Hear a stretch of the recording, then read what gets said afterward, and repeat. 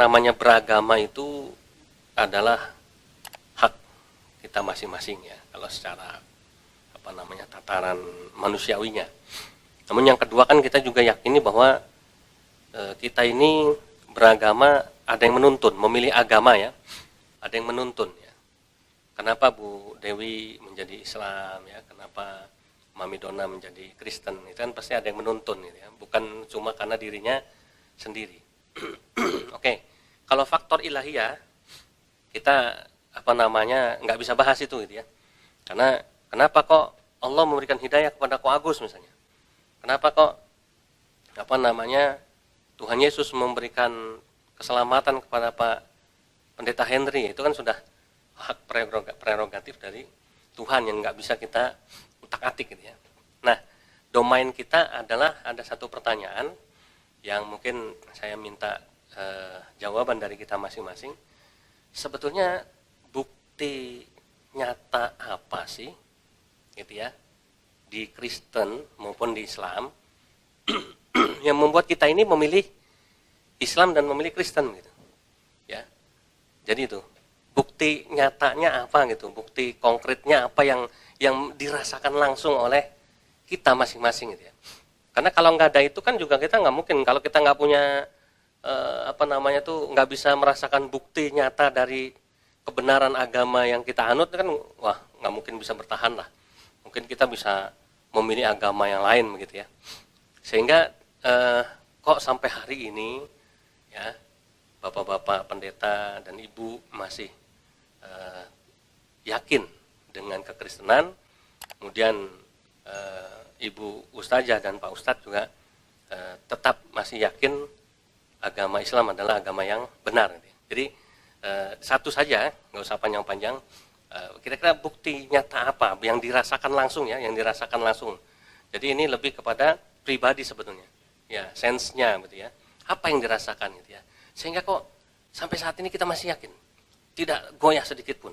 Saya yakin debat tadi malam tidak mungkin menggoyahkan iman kita gitu ya. Justru semakin memperkuat ya. Tetapi kita bisa tahu tentang agama orang lain kan gitu, dan kita bisa sampai sekarang bisa tetap duduk bareng-bareng, kan yang indah di situ.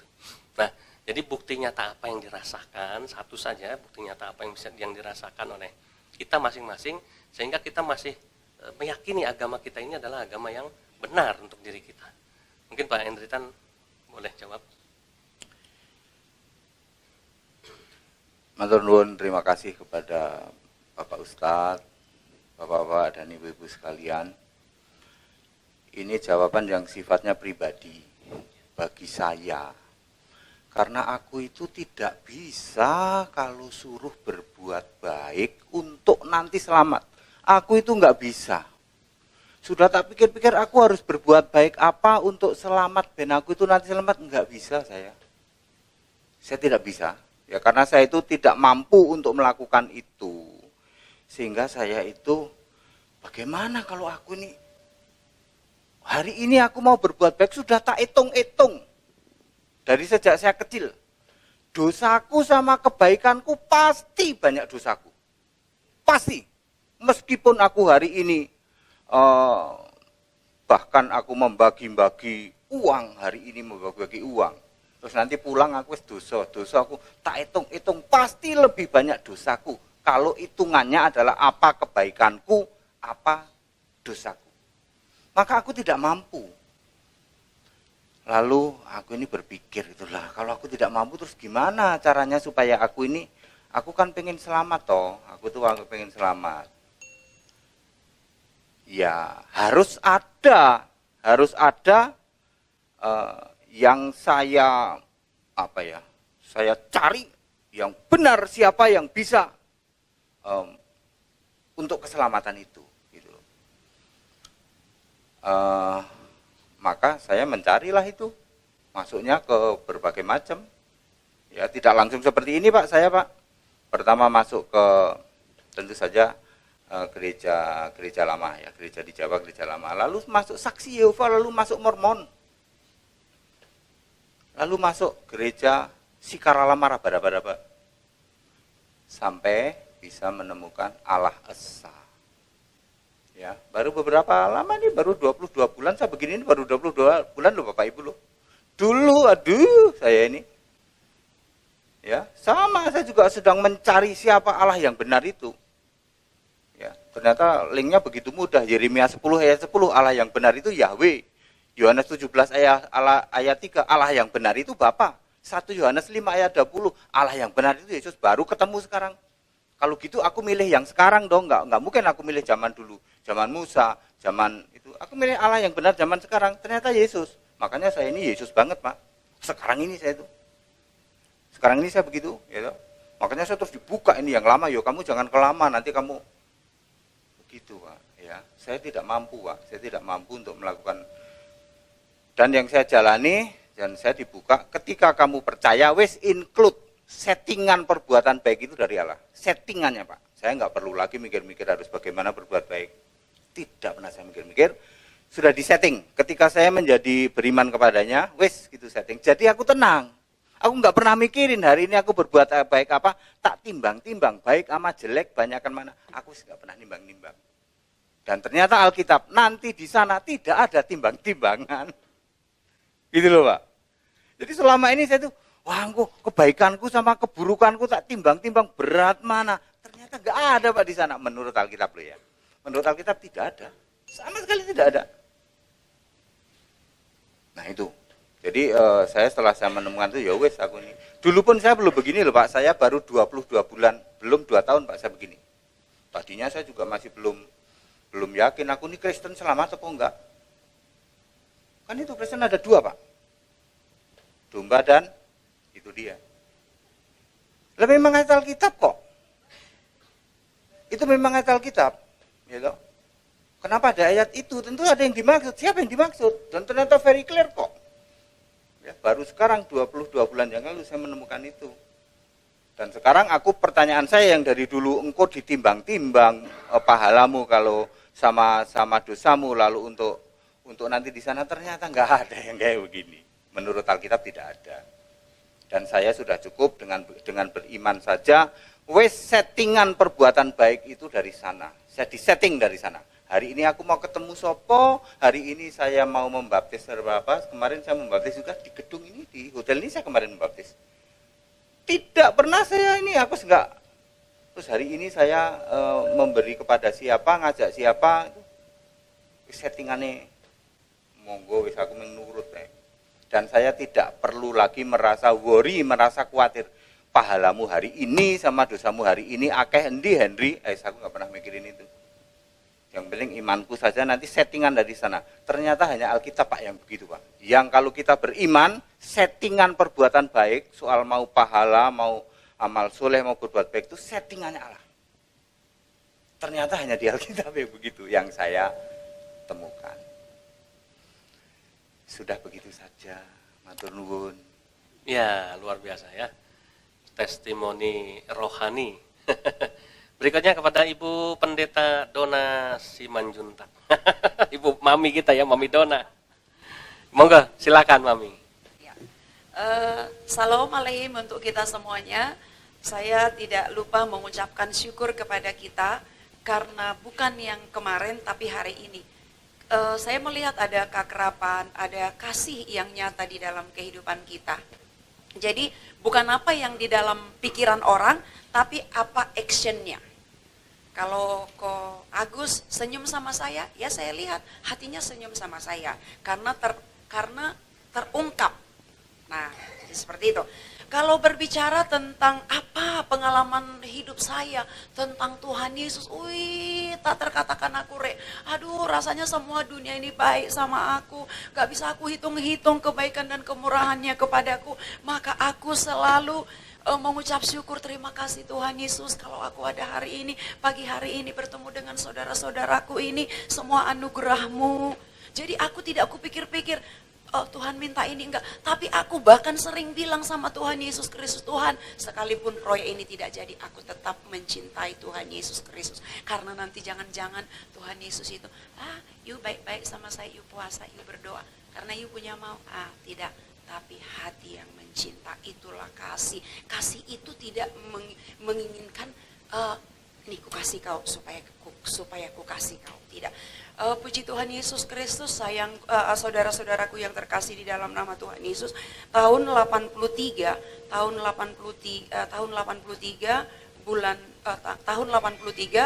tanggal 24 bulan 6 saya divonis dokter meninggal di rumah sakit Pertamina. Saya waktu itu di situ belum tahu lah, tapi memang saya ini orangnya radikal, artinya radikal terhadap dosa. Walaupun saya tahu bukan karena perbuatan saya, bukan karena kebaikan saya menjadi Kristen, saya mendapatkan kasih karunia itu. Tapi saya ditebus tunai dari dosa yang lama dibawa kepada kasih anugerah, yaitu karya penebusannya. Itu iman saya kepada Tuhan Yesus Kristus. Sampai hari ini bayangkan, saya mulai divonis meninggal itu, tapi sampai hari ini saya bisa sehat. Itu pertama, sehat, sejahtera, bahagia. Terus ada banyak perkara-perkara yang lain yang saya terus tiap hari. Saya tidak pernah mikir-mikir, tapi saya tahu bahwa di dalam hidup saya ini sudah full power, kuasa, otoritas, wibawa Tuhan Yesus di dalam hidup saya. Sehingga saya selalu bilang, Tuhan Yesus Kristus, kita mau ke Jogja. Dalam perjalanan menuju ke Jogja, perjalanan kami selamat dan aman di dalam tangan Tuhan Yesus. Karena saya tahu Tuhan Yesus masih memberikan saya umur yang panjang. Orang di luar sana boleh diintervensi isu-isu yang tidak benar. Contohnya hama, wereng, haba dan sebagainya. Tapi biarlah saya pribadi memikirkan cintamu di dalam hidup saya. Biarkan saya Tuhan hanya memikirkan cinta dan kebaikanmu di dalam hidup saya. Dan apa yang saya pikirkan, biarlah itu yang termanifestasi dilihat oleh orang lain. Jadi saya tidak berkata-kata pun orang lain bisa merasakan itu dari diri saya. Karena bagaimana saya bisa dilihat orang, tentu nanti orang akan merasakan sesuatu dari hidup saya. Jadi kalau berbicara tentang kesaksian, waduh. Nanti tiba-tiba saya ke mall, tiba-tiba ada gerakan itu, kamu pegang tangannya, sembuh, kamu ini. Saya pikir, Tuhan Yesus siapa saya ini, Tuhan Yesus. Tapi saya bilang lagi, iya ya Tuhan Yesus, bukankah karaktermu ada di dalam hidup saya? Bahwa ketidakmungkinan itu selalu mungkin. Kalau masalah uang, emas, dan perak itu dicari dunia. Tapi saya menjadi milik kepunyaannya, bukan itu lagi. Tapi lebih kepada hal-hal yang rohani, penguasaan diri. Sekian dan terima kasih, supaya tidak banyak-banyak. Nanti Sri Kandi lihat-lihat saya nanti. Assalamualaikum. Ya, terima kasih Ibu Dona. Selanjutnya pada Bapak Pendeta Martin untuk menyampaikan. Ya, terima kasih. Assalamualaikum. Assalamualaikum warahmatullahi wabarakatuh. Pertanyaannya, apa bukti kita memilih Kristen gitu ya, atau Islam? Nah, kalau bicara memilih ini jelas bahwa Yohanes 15 ayat 16 mengatakan bahwa bukan kamu yang memilih aku, tapi aku yang memilih kamu dan menetapkan kamu supaya kamu pergi dan menghasilkan buah. Buahmu itu tetap, supaya apa yang kamu minta kepada Bapa dalam namaku diberikan kepadamu. Ini dasar. Lalu saya melihat mulai dari kecil saya sampai sekarang saya sudah jadi pendeta, bahkan prosesnya itu luar biasa banget gitu. Bapak saya tentara, Kenil dulu. Makanya saya orang NTT tapi saya lahirnya di Semarang. Jadi kalau orang tanya saya lahir di Semarang, saya orang se-Jawa Tengah gitu kira-kira gitu. Nah, di sini lalu saya trauma dengan tentara ini, saya nggak suka. Karena bapak saya jadi tentara Kenil juga hidupnya susah gitu loh. Kenapa saya harus jadi tentara lagi gitu. Jadi akhirnya saya pikir saya memutuskan mau sekolah hukum aja lah gitu. Dan itu sudah saya daftar, tinggal berangkat. Tapi tiba-tiba saya ada teman saya, orang keturunan Cina juga. Dia karena dia pengen jadi tentara, dia ingin cari teman saya. Dia bujuk saya. Padahal saya sudah punya komitmen, saya nggak mau jadi tentara gitu. Dia bujuk saya, akhirnya saya nurut. Ya sudahlah. Gitu. Nah pada waktu saya jadi tentara dulu gampang sekali gitu. Daftar, periksa kesehatan, oke, ijazah, izin orang tua, langsung berangkat. Nah sampai sekarang saya pensiun tahun 91, lalu sampai saya jadi pendeta. Nah dari proses-proses ini semua saya lihat betapa hebatnya Tuhan Yesus menentukan langkah-langkah hidup saya gitu. Itu yang saya lihat gitu. Jadi Tuhan yang memilih kita lalu dia menuntun bimbing kita dari kecil karena memang orang tua saya bawa hidup di gereja sehingga Tuhan Yesus tidak bisa lepas dari kehidupan saya. Hanya karena belum punya pengalaman, jadi saya masih timbang-timbang. Kenapa orang ini kok begini, kenapa ini kok begini, gitu. Lalu saya bagaimana? Tapi saya tetap berpegang pada iman saya, dan lalu saya berjalan terus sampai jadi tentara. Saya jadi tentara juga ya. Juga akhirnya saya dipilih menjadi ajudan panglima. Jadi memang saya diangkat. Nah di sini yang saya lihat bahwa inilah campur tangan Tuhan itu sebagai bukti bagi saya bahwa Tuhan itu betul-betul menuntun bimbing kita gitu. Lalu setelah itu saya ceritakan kemarin, jadi pengawal presiden dari Bung Karno sampai Pak Harto. Di situ saya punya pengalaman perbedaan antara zaman Bung Karno yang komunis waktu itu, lalu sampai Pak Harto mulai muncul agama. Di situ saya mulai dialog dengan teman-teman saya yang Muslim. Mereka tanya, bagaimana Pak Martin orang Kristen ke gereja pakai sepatu injak tai itu masuk gereja? Itu kata-kata itu terngiang. Kenapa ini pertanyaan seperti ini? Jadi saya katakan, kita ke gereja bukan bawa sepatu, bukan bawa pakaian. Kita bawa hati ke gereja itu. Sehingga Tuhan melihat hati, bukan lihat pakaian. Nah itu saya jelaskan. Nah, tapi mulai dari sini saya lalu lihat, wah berarti saya harus belajar lebih dalam lagi tentang Tuhan itu bagaimana. Karena banyak teman-teman saya dari Islam selalu dialog dengan saya. Ya, namanya teman kita waktu belum ada acara, kita nunggu. Jadi waktu nunggu itu ya ngobrol-ngobrol. Jadi teman-teman ya, namanya teman dekat ya, ngomong seenaknya ya. Orang Kristen ke gereja pakai sepatu nggak tai masuk gereja gitu. Ngomong ya begitulah. Tapi itu biasa gitu. Tapi lalu memotivasi saya untuk berpikir lebih dalam lagi. Lalu bagaimana? Saya percaya pada Tuhan Yesus itu seperti apa gitu. Lalu saya lihat kehidupan saya pengawal presiden. Saya juga lihat kehidupan keluarga presiden. Ternyata mereka juga ya tidak senang-senang amat lah jadi orang yang paling hebat di Indonesia nih. Mulai Bung Karno berakhir juga penderitaan gitu. Tapi ke Pak Harto yang mau bilang kaya raya begitu ya. Itu pun saya lihat ya juga nggak nikmati hidup gitu loh. Artinya tidak beda dengan kita gitu ya. Sampai beliau juga berakhirnya seperti itu. Jadi pengalaman ini lalu memotivasi saya untuk belajar lebih dalam, sehingga pada waktu saya MPP saya punya komitmen untuk saya mau belajar di gereja. Saya ambil keputusan untuk tidak bekerja cari uang, enggak. Karena Tuhan bilang cukupkan kamu dengan apa yang ada padamu. Saya ingin buktikan apa yang Tuhan katakan itu. Cukupkan dengan apa yang ada padamu. Dengan pensiun saya mau hidup. Akhirnya saya dari gereja saya belajar dan Tuhan nuntun saya sampai ada ketua sekolah STT aja saya, Pak Martin, kuliah aja lagi yuk. Saya bilang, umur tua begini saya harus kuliah. Saya bilang, saya tanya Tuhan Yesus. Saya bilang, Tuhan Yesus, apakah saya harus kuliah lagi? Lalu ada rema dalam hati saya, dia bilang, kamu sekolah supaya kamu tahu pelayananmu selama ini benar atau tidak. Saya mau. Karena saya di gereja, saya melayani juga, belum jadi pendeta. Nah disitulah akhirnya sampai saya selesai, saya juga mengajar beberapa tahun, sampai akhirnya jadi pendeta. Dan ini semua saya lihat ini adalah rencana Tuhan. Sehingga dari kehidupan saya yang Tuhan bilang, cukupkan dengan apa yang ada padamu, itu saya alami sampai sekarang. Ya, sampai sekarang Tuhan berkati anak-anak saya juga. Sedangkan anak-anak saya SMA kesana sekolah itu saya sudah pensiun. Dan saya tidak bekerja untuk cari uang gitu. Tapi anak saya 3 orang sarjana semua dan bahkan salah satu ada manajer di Garuda. Kalau saya lihat diri saya sebagai seorang pensiunan yang untuk makan tiap hari aja kurang. Tapi anak saya sarjana semua. Itu bukan karena kemampuan saya, bukan karena kebaikan saya, bukan. Kalau saya orang berdosa. Tapi saya di sini saya lihat betapa hebat Tuhan itu tentang saya. Sehingga dari percaya kepada Tuhan Yesus yang dia jamin kehidupan. Pertama dia menembus dosa kita seperti yang dijelaskan Pak Henry, itu luar biasa. Karena tidak ada manusia yang bisa hidup dari dirinya sendiri. Itu sudah dibuktikan oleh orang Yahudi. Orang Yahudi itu menjalankan syariat agama dengan berbagai macam aturan. Mereka gagal karena akhirnya mereka bunuh Yesus. Nah inilah bukti sehingga Yesus datang menggenapi hukum Taurat itu, lalu kasih karunia itu diberikan. Bahwa hanya orang yang dituntun Tuhan yang bisa hidup benar seperti yang dijelaskan oleh Pak Hendri. Nah inilah pengalaman saya, bagaimana saya menjadi Kristen itu bukan karena maunya saya, tapi Tuhan yang milik kita seperti dia milik para rasulnya. Tuhan Yesus miliki 12 rasulnya itu atas kehendak dia sendiri.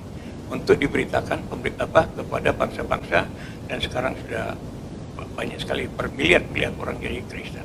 Saya kira ini kalau minta bukti itu seperti itu. Jadi bukan kita tapi Tuhan yang pilih. Terima kasih.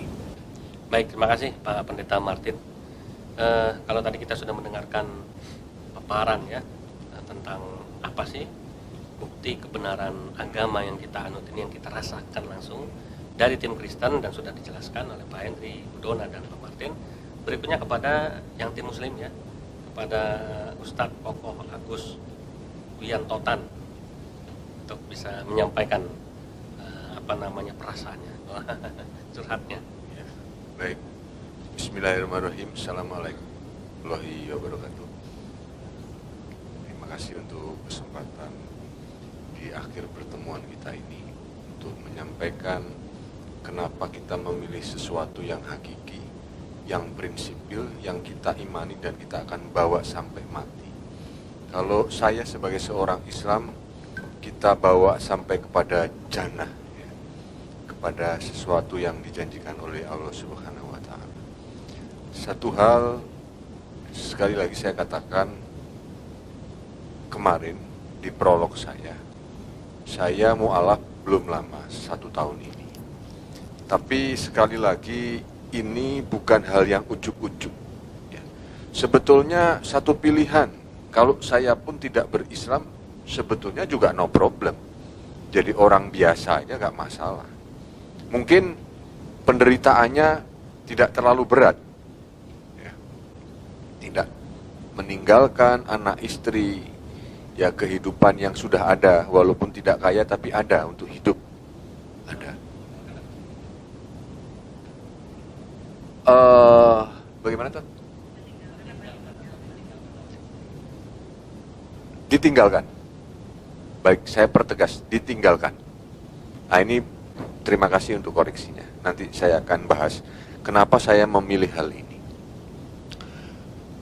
Sekali lagi, kalau saya melihat hal ini, tentunya kita semua akan berpikir lebih baik saya tenang, ya, tenang. Ya minimal, oke lah, tidak jadi pendeta, ya, atau Kristen yang tidak jelas, tapi saya masih bersama dengan keluarga saya. Tetapi ini satu pilihan yang memang sangat sulit, teramat sulit, dan harus berani mengambil keputusan. Walaupun sekali lagi saya ditinggalkan. Tetapi dalam kondisi ini sebetulnya saya bisa. Ketika saya mau meninggalkan keislaman, saya masih bisa kembali kepada keluarga saya. Tetapi ini satu hal yang sangat prinsip karena menentukan masa depan saya, bukan hanya di bumi, tetapi di surga.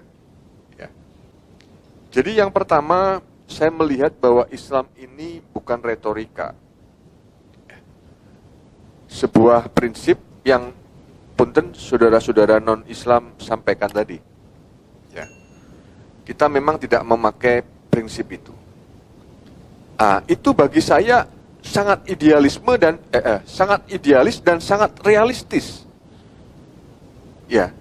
Sehingga saya melihat sekali lagi bahwa Islam itu bukan retorika. Tetapi bagaimana kita harus mengerjakan puncak iman yang sesungguhnya kepada Tuhan itu sendiri. Tanpa sebuah apa yang dinamakan jaminan. Tetapi artinya Islam bukan tidak menjamin. Ya ayyuhalladzina amanu taqullaha haqqa tuqatih wa la tamutuna illa wa antum muslimun. Itu adalah sebuah jaminan yang Islam berikan kepada umatnya. Yang terakhir dikatakan, hendaklah engkau mati dalam keadaan Islam. Ini sebuah jaminan. Lebih daripada hal yang prinsip ini, yang saya boleh sampaikan, bahwa sekali lagi, saya melihat satu prinsip dalam Islam itu, tetap secara personality, secara kelompok mungkin ada. Yang namanya munafik tetap ada, itu sifatnya umum. Tetapi secara prinsipil saya melihat tidak. Tetapi secara personal mungkin iya. Karena sekali lagi saya dulu jadi pendeta udah cukup umur boleh dikata ya, sekitar kurang lebih 26. Waktu itu Artinya apa? Konteks ini saya pernah kerja, ya, pernah mencari jati diri saya. Saya tahu apa namanya itu enak. Saya tahu apa itu namanya susah. Saya itu tahu apa namanya itu gembel. Artinya fase-fase kehidupan pernah saya alami. Ya. Makanya ketika saya di dalam kekristenan, saya militan. Saya sangat fundamental. Ya. Bagi saya jalan 3-5 jam itu biasa. Ya, ketika kami di Kalimantan, itu biasa di perintisan saya. Ya, ini menunjukkan bahwa saya secara pribadi adalah orang yang sangat radikal. Di atasnya radikal itu fundamental. Berkaitan dengan